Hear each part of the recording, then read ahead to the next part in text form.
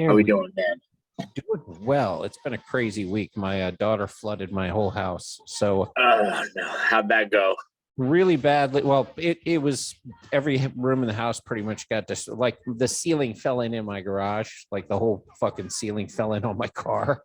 So Holy shit, are you kidding me? it was a real flood. So we got nothing out of the hurricane except some broken fence. Woke up in the morning and my house was 2.5 inches of water everywhere.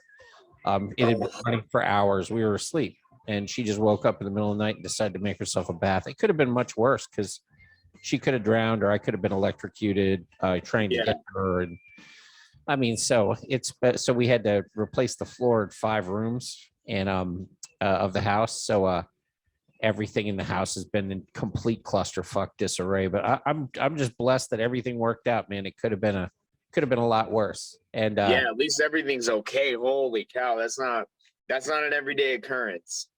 well, it's the second time I've had a flood. The other time was a stripper pole accident where a girl jumped on my stripper pole. This is a while ago. Right. Hit the sprinkler head up at the top, and in the movies it goes ching ching ching, or it goes shh, like gently, like a Yeah. little spritzer. In reality, it's like deafening, like an airplane's taken off, and it just blasts out water at a ridiculously high pressured pace.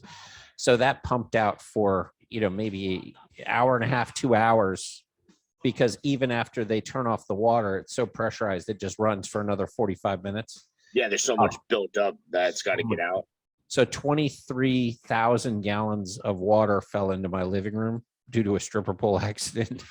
And yeah, that was another one. Can't even make it up. It was like biblical. You'd go downstairs and it's just pouring through your roof like it's pouring outside, just but through the roof. You're like, what the fuck is going on? You're waiting for frogs to start fucking hitting you in the head, like out of the Bible. So let's shoot into some fighting. We didn't have anything last week, which is it's nice to have a week off every now and then and Right. get excited about another card. This is not like a big name card, but it looks like there's some good fighters on this card. Well, what do you liking? So I'll go bottom to top. Um, there's one fight that I'm really it's definitely a feeder fight. It's first fight on the card, Mike Jackson versus Pete Rodriguez. Mike Jackson, I think, is 3-5 in actuality. You don't see a lot of UFC fighters with under 500 records, so that was a little bit confusing to me. And Pete Rodriguez, he looks like a real deal guy. I think he goes out there, gets a quick finish. Go to female fight next. The Pierre Lafiere Rodriguez. I watched her beat up on Kay Hansen, who got a contract on the Contender Series. Can't remember which season, and Lafiere made quick, easy work. She's fighting Sam Hughes. I don't know too much about Sam Hughes, but I know Rodriguez is a problem. So I really like Rodriguez for the second one. And then the third one, a lot of the other fights, I was like, I looked at the Cub Swanson fight and I was like, I don't feel confident. I looked at the Rafael Assunção fight. I was like, I don't feel confident. And then I looked at the Misha Kirchgrove and Alonzo Menfield fight. I don't think Alonzo. I think Alonzo's still a really he can be a problem in light heavyweight. The guy hits really hard. There's been a lot of holes in his game. Looking back on some of his previous fights, I think when he fought William Knight, that fight could have gone a lot better for him. But I think he beats Kirchgrove. Kirchgrove has been having very lackluster fights. I mean, he goes out there and it's either he's like a glass cannon again, like one of those guys go out there, he's gonna dump it all out trying to finish it, or he's gonna get finished. And I can see Menfield hitting him big and finishing him. They're both big dudes. Both got heavy power, and I can see Menfield putting them away. 100% agree. My pick of the week was actually Rodriguez too, Venezuelan fighter, 8-0, 5 KOs. Yeah.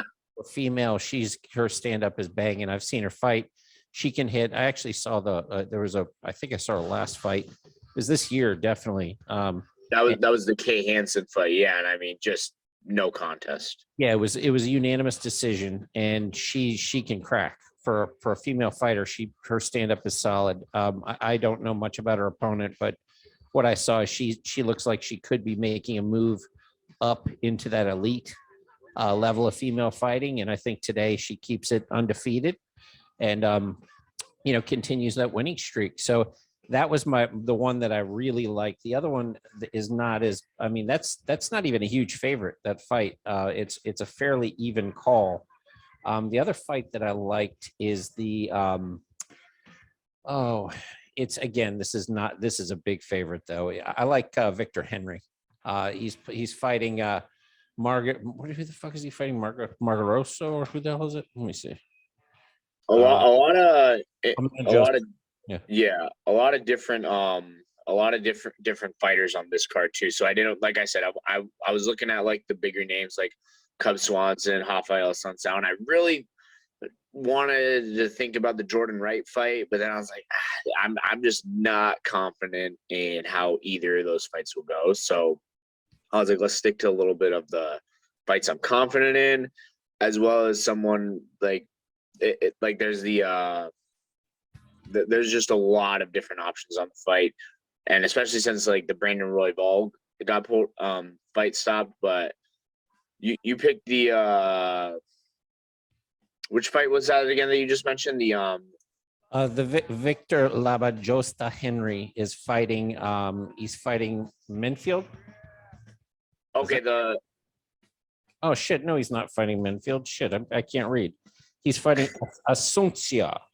Yeah, Rafael Sancio. Yeah, that was a. You like Victor in this fight?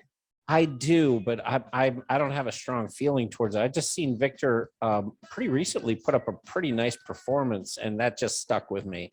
What do you like? You like the underdog in that one? No, I like Victor too, because like I said, I was looking at that fight, and I don't. Other than the Garbrandt knockout, I haven't seen I mean, not the Garbrandt knockout. Other than I can't remember. Garbrandt knocked out a Sunsao. Sunsao had a couple good performances, but those were years ago, and I just haven't seen that good fighter in him in his past couple performances. So I do like the Victor Henry pick. I think that's a big step up in class on paper for him, but I think he's got the tools. I believe this is his UFC debut too. I'm thinking right. I think this is going to be a debut, and that's a big debut too. Yeah, he's 35, so he's no young pup. I mean, he's been around the block for a long time. Not really a KO artist. He's got 8 submissions, 5 knockouts. Right. A lot of activity.